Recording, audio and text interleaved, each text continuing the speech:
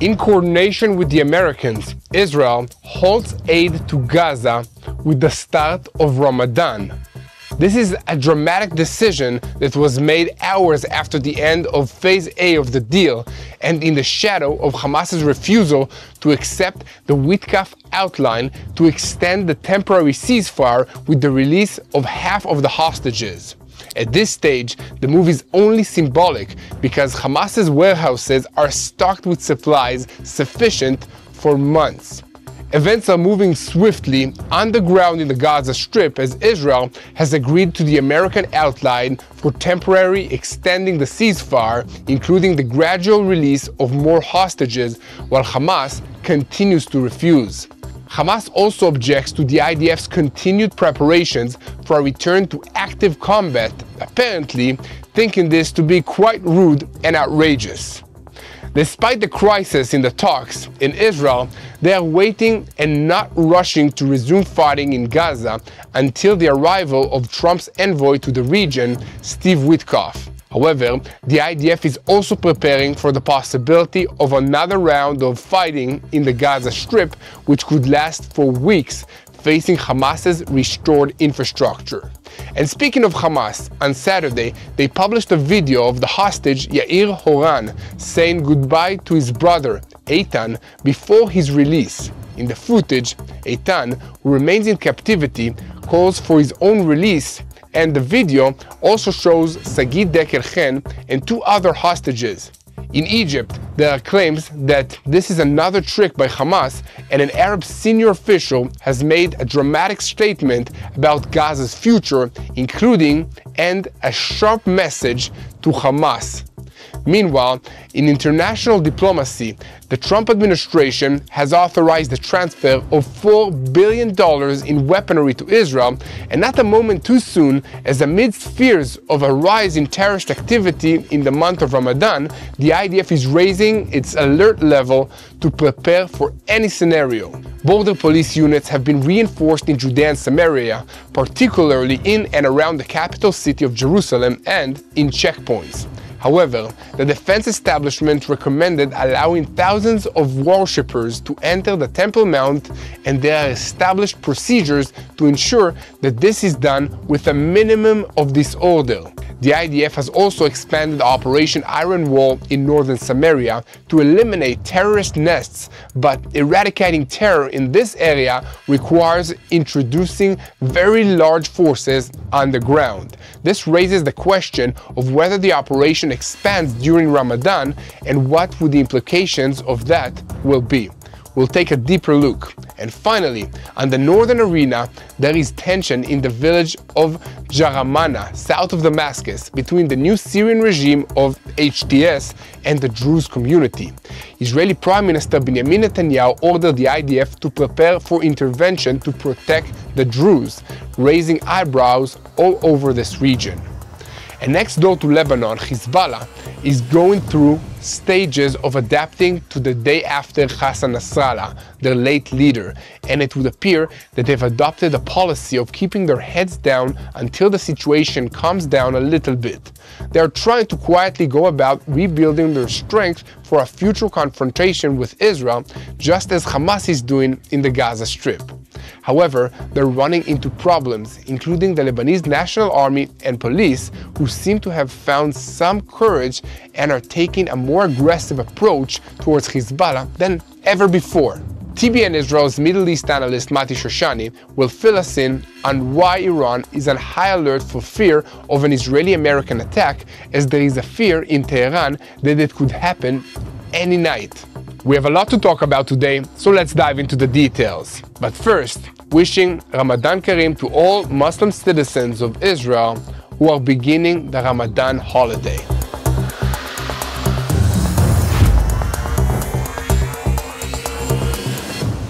I'm Yair Pinto, and this is your Boots on the Ground report about what is happening in Israel on day 513 of the war against Hamas, Hezbollah, the Houthis in Yemen, the Shiite militias in Iraq, and all the terrorist organizations in Judea and Samaria who are acting under the sponsorship of the Iranian Revolutionary Guards Corps, which is the head of the axis of evil in the Middle East.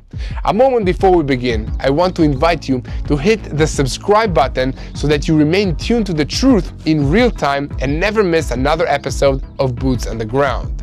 You want to help Israel recover from this war? So please go to the address on your screen or in the description and join our Rebuild Israel campaign now. And now, let's get into the news.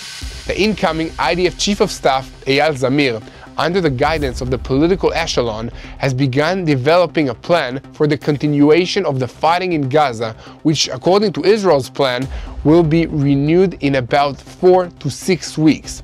According to a report last Thursday in the American media portal Washington Free Beacon, the plan, as it stands now, is for the IDF to conquer the entire strip within half a year, utilizing a force of 50,000 soldiers while reducing humanitarian areas and significantly cutting back on the aid entering the Gaza Strip. The IDF estimates that this campaign could be completed in about 6 months, possibly less. Prime Minister Benjamin Netanyahu addressed the continuation of the fighting in Gaza during his speech at the officers' course graduation ceremony last week, clarifying that Israel will fulfill all the war's defined objectives to the end. A report in the Washington Post news portal confirms this, and according to which there will be no Phase B of the deal, but rather an attempt to extend Phase A in order to bring back as many hostages as possible and then return to intense fighting. The Prime Minister's office released a statement overnight between Saturday and Sunday declaring that after a security discussion led by Prime Minister Benjamin Netanyahu and attended by the Defense Minister, senior security officials, and the negotiating team, it was decided that Israel adopts President of the United States envoy Steve Witkoff's outline for a temporary ceasefire during Ramadan and Passover. On the first day of the outline, half of the living hostages and those who have fallen will be released, and at the end, if an agreement is reached on a permanent ceasefire, the remaining living hostages and those who have fallen will be released.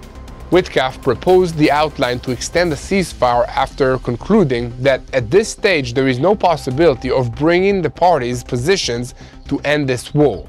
While Hamas violated the agreement time after time, Israel is not in violation. According to the agreement, Israel can return to fighting after 42 days if it deems the negotiations are ineffective. This clause is supported by a side letter from the previous American administration and has also received support from the Trump administration. The statement concluded by noting that while Israel agreed to the Witkoff Outline in order to bring back our hostages, Hamas has so far stuck to its refusal of this outline. If Hamas changes its position, Israel will immediately enter negotiations on all the details of Witkoff's outline. It is helpful to remember that Israel and Hamas are playing poker, and Israel has a much stronger hand while Hamas can't do much but bluff. Backed by the Americans, Israel has blown up the ceasefire and hostage release agreement unilaterally. On the other hand, Hamas is not in a hurry to go to another war, but it raised the price for each hostage and is now demanding between 500 and 1,000 prisoners, aiming to empty all Israeli prisons of terrorists and security prisoners, including the Nukhba terrorists who took part in the October 7th massacre. This puts the two sides on a collision course, and only question is what the actual date is for returning to intense fighting in the Gaza Strip. And on that note, United States Secretary of State Marco Rubio announced over the weekend that he has signed a declaration to expand the transfer of military aid worth about $5 billion to Israel. The Trump administration, which took office on January 20th, approved nearly $12 billion in significant foreign military sales to Israel, and Rubio said in a statement, adding that the administration will continue to use all available tools to fulfill America's long-standing commitment to Israel's security, including measures to address security threats. As is known, Rubio dedicated a significant portion of his recent visit to the Middle East to the issue of releasing the American hostages and all the other hostages from Hamas captivity as part of international efforts to bring about a solution to this matter. He's also continuing to work towards promoting the second phase of the ceasefire agreement in Gaza in an attempt to formulate an outline that guarantees regional stability. In addition, Rubio held discussions regarding dealing with Iran's activities and its proxies in this area, which Washington perceives as a destabilizing factor. The Iranian issue was central in Rubio's meeting, especially given the increasing tension and recent developments on the regional scene. Meanwhile, the IDF is preparing in two main directions for a renewal of combat against Hamas in the Gaza Strip. On the Gaza border, where the alert level was raised for the battalions stationed in the buffer zone and around Israel's perimeter, and in preparations for an initiated offensive. Leading the preparations is the regular Spearhead Division of the Southern Command, Division 162, alongside forces from additional divisions for a renewed ground operation. Such a ground-air operation will inevitably last many weeks against Hamas's renewed infrastructures, including tunnels, explosive device zones, booby-trapped streets, and thousands of operatives and commanders still remaining in the Hamas terror organization that controls the Gaza Strip. The army also clarified to the political echelon that it will once again have to fight under restrictions in certain areas of the Gaza Strip where, according to suspicion, dozens of the remaining Israeli hostages are held. In many respects, both sides entered the weekend, the first Saturday without the hostage release phase following the end of Phase A, into a tense showdown of who will blink first and initiate an attack on the other side. Here at TBN Israel, we will continue to report on every development regarding the ceasefire agreement or the renewal of fighting in the Gaza Strip. So stay tuned to the truth, and most importantly, your support gives us the strength to continue. So click that subscribe button and share with your friends so that you will remain tuned to the truth and know how to pray for the peace of Jerusalem. And speaking of the truth, the past weekend we uploaded my interview with Israeli hero Yosef Haddad, an Israeli Arab who dedicated his life to Israeli advocacy. This is an in-depth interview that changes the entire perception of the State of Israel. I recommend you watch it. But TBN Israel wasn't the only one posting videos over the weekend. On Saturday, Hamas posted a video of Yair Horen, who was released from captivity, and of his brother Eitan Horen, who remains in captivity in the Gaza Strip. The video was filmed shortly before the two were separated as Yair was on his way to being released. The Horen family approved the release of the video with a statement saying, "Our heart breaks seeing Eitan in his difficult situation where he parts from his brother who goes free while he remains held in Hamas's hell for 512 days so far. You can see in Eitan's eyes the despair and fear he is in." After 6 weeks of hostage releases, no new release phase occurred this Saturday due to the end of Phase A, as agreed upon in the principles of the signed deal. And during the renewed talks in Cairo to restart the negotiation process, Hamas rejected Israel's proposal to extend Phase A of the deal for an additional 42 days, during which hostages would continue to be released in phases in exchange for continued humanitarian assistance to the Gaza Strip and the release of prisoners from Israeli prisons. And meanwhile, new testimonies about the harsh captivity conditions of the 59 hostages still held by Hamas keep arriving from hostages who are released in the most recent phases. According to testimonies from released hostages, Elkanah Bukhbut is being held in a tunnel in a small, crowded cell together with other hostages. One released hostage described a particularly hard farewell from Elkanah and the hostages who remained behind as they realized he was being released while they were left in captivity without a known release date. The condition of Omri Miran, who is being held in captivity while his wife and 2 daughters are in Israel, is especially worrisome.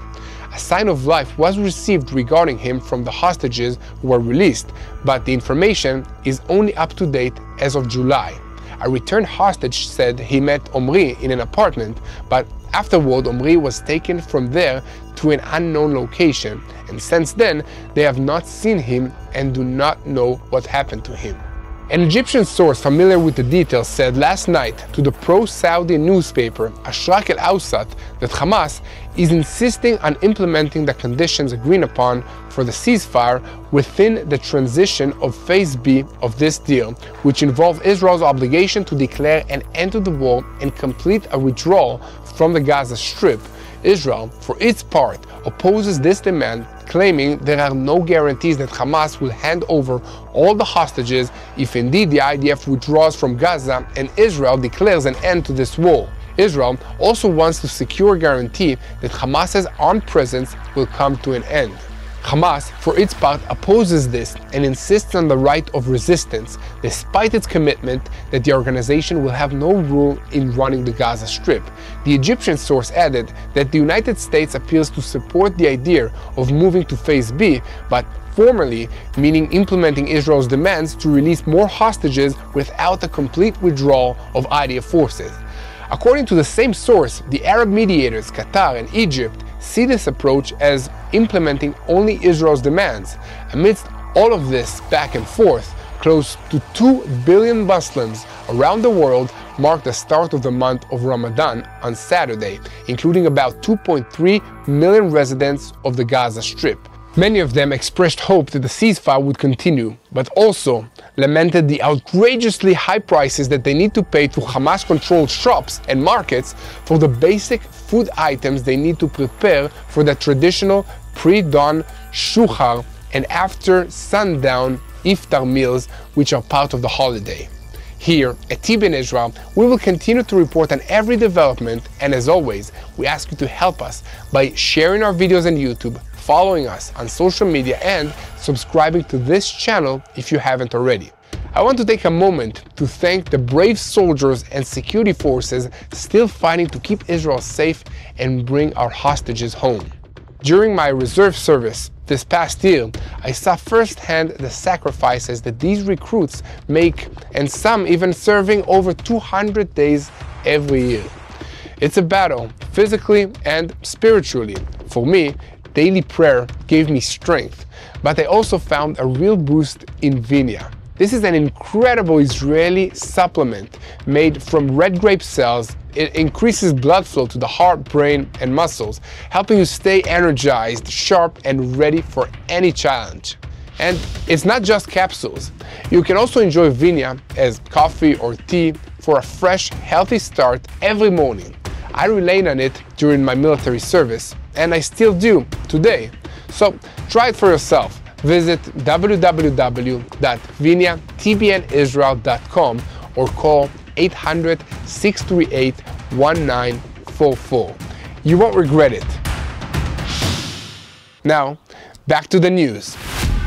And switching our focus to Judea and Samaria, the IDF has raised the level of alert in light of the start of the month of Ramadan, with the reinforcement of border police companies around Jerusalem and at checkpoints. The security establishment has also recommended allowing thousands of worshippers to enter the Temple Mount subject to age restrictions, but there is still concern about lone wolf attacks, and in the security establishment they are waiting for the security cabinet's decision on allowing worshippers into the Temple Mount during Friday praise of Ramadan. The IDF has also expanded Operation Iron Wall in northern Samaria and has begun integrating tanks into the fighting. Defense Minister Israel Katz said on Saturday that we are at a war against Islamic terror in Judea and Samaria. I instructed the IDF to prepare for a prolonged stay in the camps that have been cleared for the coming year and not to allow residents to return and terror to grow back. Senior security officials say that the IDF's expanded activity in northern Samaria is a direct result of the terror attack on buses in Bat Yam and Hulon that miraculously failed last weekend, operated by a terror infrastructure from the Tulkarem area. And speaking of which, northern Samaria has become an Iranian extension in every sense, where about 2,000 armed terrorists operated in this refugee camp and in the cities of Jenin, Nablus, and Tulkarem. However, the IDF cannot devote its full strength to deal with this problem because large IDF forces are currently deployed on the border of the Gaza Strip in anticipation of a possible renewal of fighting. One moment before we move on to TBN Israel's senior Middle East analyst Mati Shoshani, who will update us on what happened in our neighborhood this past week, I want to once again invite you to continue spreading the truth by sharing our videos, following us on social media, and clicking on the subscribe button if you haven't already, and support our work by donating to TBN Israel. And now, my friend and colleague Mati Shoshani will take us through what happened in our neighborhood in the Middle East. Thank you, Yair. I'm here in Judea and Samaria, back in reserves, but we're talking today about something entirely different, about the Iranian menace and how for the first time in an incredibly long time, Iran might be off the table as far as our region is considered. Over 10 years now, Iran has controlled the news cycle in the Middle East. They've been the superpower behind the terrorist actions of Hamas, Hezbollah, the Houthis, an influence in Syria, an influence in Iraq to a certain degree, and overall the ones who set the tone when it came to military operations in this region. Yes, Israel is strong. Yes, the United States has been a strong presence in this area. But when it comes to long-standing effect and influence, the Iranians have been the ones setting the tone. That all changed during this last war.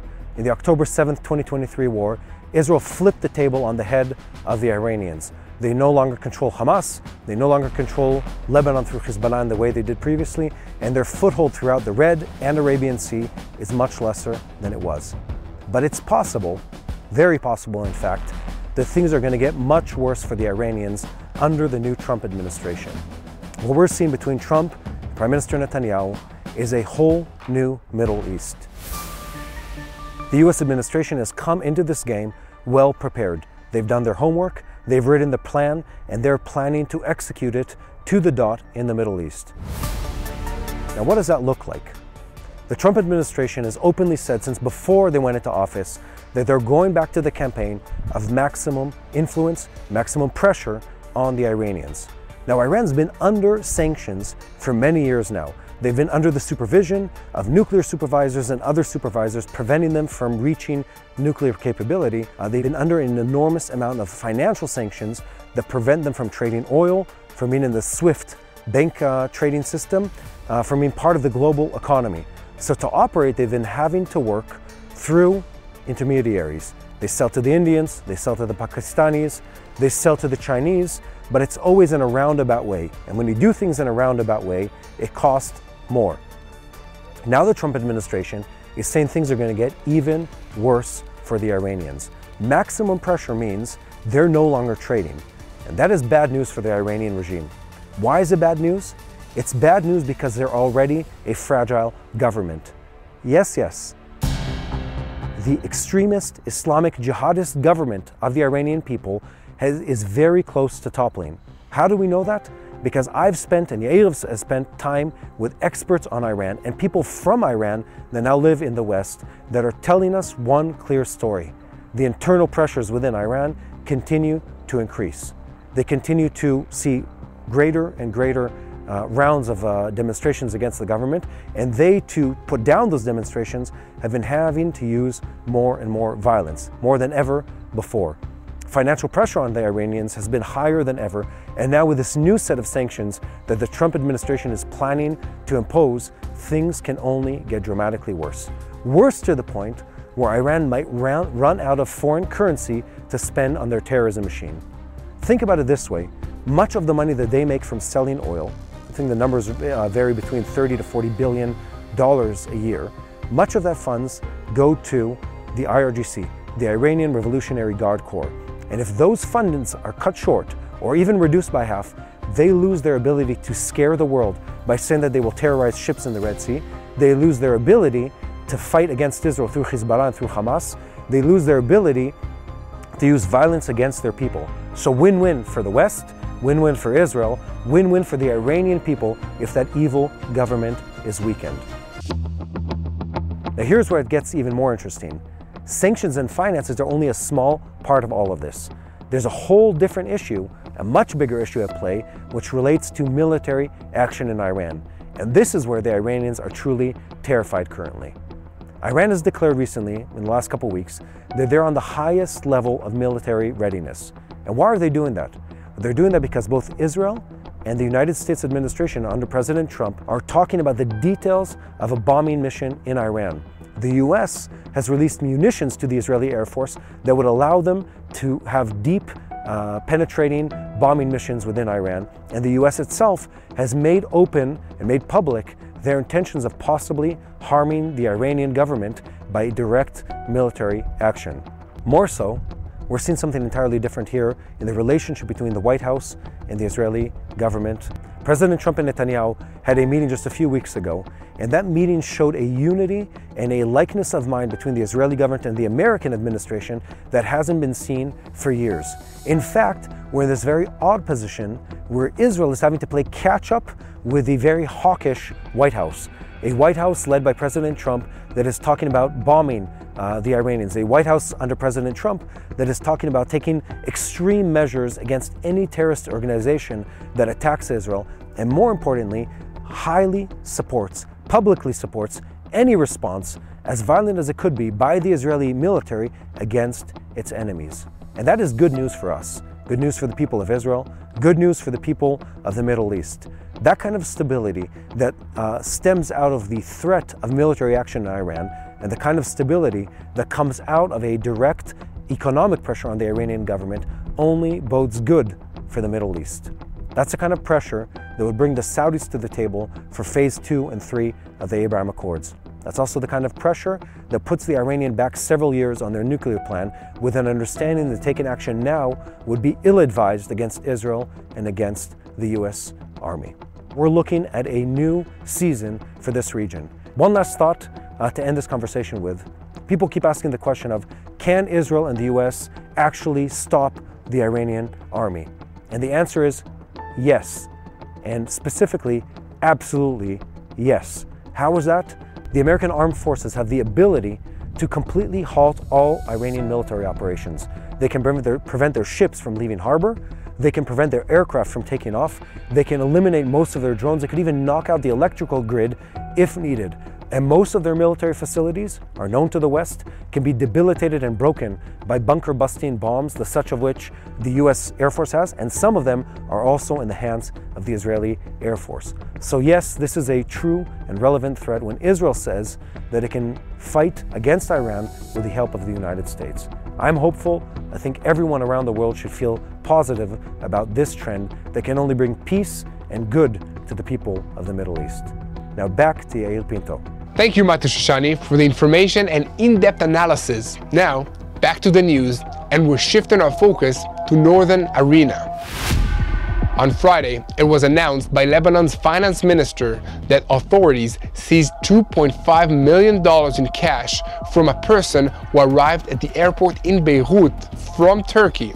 And according to reports in Arab media portals, the money was intended for the Hezbollah terrorist organization. In the ministry's statement, it was stated that the detainee and the seized funds will be handed over to the Investigations Department in the General Directorate of General Security without specifying the connection to the organization. Earlier this month, Lebanon halted an Iranian flight to Beirut after Israel informed Lebanon that Tehran was using civilian aircrafts to smuggle funds to Hezbollah. And just last week, we saw that Hezbollah tried to hold a massive display of force at the funeral of their late leader, Nasrallah, to prove that the organization is still alive and kicking, enjoying wide support amongst the Shia population in Lebanon. For that reason, it chose to hold the burial ceremony, contrary to Islamic customs, 5 months after the elimination of Nasrallah and Safi al-Din, thereby ensuring optimal preparations for the ceremony and also so that Israel will not disrupt it. The ceremony, held at Sports Center City Stadium in Beirut, attracted as expected a large crowd, though much less than Hezbollah hoped for or expected. An Israeli Air Force flyover appeared in the skies exactly when the coffins of Nasrallah and Safi al-Din were brought into the field, just to remind everyone how Nasrallah and al-Din met their end. But after all that, the question remains whether the burial ceremony symbolizes just the end of Nasrallah or also the end of Hezbollah as an armed military force posing a threat to Israel. The organization has managed to maintain part of its military capabilities, several tens of thousands of rockets and several tens of thousands of armed fighters, and it is still stronger than the Lebanese army, which is supposed to disarm it. Here at TBN Israel, we will continue to report on any development on the matter. So keep helping us spread the truth, and remember that at TBN Israel we bring you updated and detailed content, not only in these videos but also at our website at tbnisrael.com, which you can check in between the videos for regular updates and support our mission. Keeping our focus on the northern arena, we conclude today's report by looking at events in Syria, where several days of tensions in the Druze village of Jaramana, south of Damascus, has led to a threat by Israel to directly intervene. Prime Minister Benjamin Netanyahu and Defense Minister Israel Katz announced on Saturday evening that the IDF will prepare to defend the Druze town of Jaramana, located in the southern suburbs of Damascus, which is currently under attack by the Syrian regime forces. The statement continued that we will not allow the extremist Islamic terror regime in Syria to harm the Druze. We are committed to our Druze brothers in Israel to do everything to prevent the harm to their Druze brothers in Syria, and we will take all necessary steps to ensure their safety. Here at TBN Israel, we will keep a close watch on all of these issues, and as always, we ask you to help us spread the truth by sharing our videos on YouTube and following us on social media. And most importantly, pray. Pray for the peace of the people of Israel. Pray for our hostages who are held in the Gaza Strip by Hamas. Continue to pray for the IDF soldiers wherever they are stationed, in Gaza, in Lebanon, in Syria, in Judea and Samaria. And the most important thing that you can do is pray for the peace of Jerusalem. And together we will win this war, because God is on our side.